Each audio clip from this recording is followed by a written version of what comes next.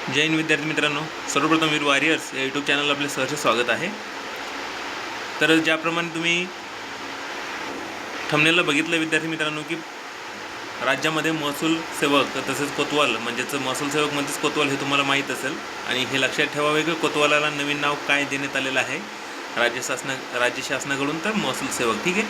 तर बघा विद्यार्थी मित्रांनो, महाराष्ट्रामध्ये कोतवाल भरती निघलेली आहे किंवा महसूल सेवक भरती निघलेली आहे। ठीक आहे। तुम्ही इथे स्क्रीनवर बघू शकता विद्यार्थी मित्रांनो, हे बघा महसूल व वन विभाग। ठीक आहे। तर बघा विद्यार्थी मित्रांनो, हे जे आहे 29 ऑगस्टला हे जे त्यांनी नोटिफिकेशन काढलेलं आहे किंवा जे ठीक आहे। त्यानंतर बघा विद्यार्थी मित्रांनो, हे जे महसूल सेवक किंवा कोतवाल भरती आहे ते बघा 2026। ठीक आहे। त्यानंतर लवकरात लवकर विद्यार्थी मित्रांनो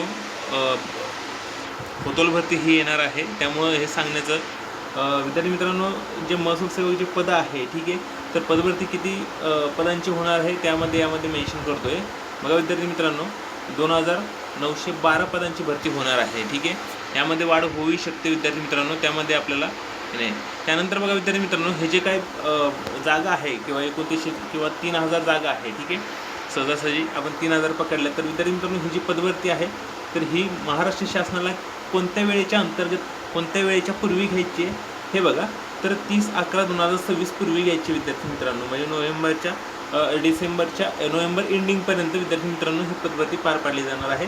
म्हणून चांगल्या प्रकारे तयारी चालू द्या विद्यार्थी मित्रांनो। लवकरात लवकर तुम्हाला एकदम कमी याच्यामध्ये कमी क्वालिफिकेशन पात्रता कमी असतानाही तुम्ही गव्हर्नमेंटमध्ये जॉब करण्यासाठी येऊ शकता।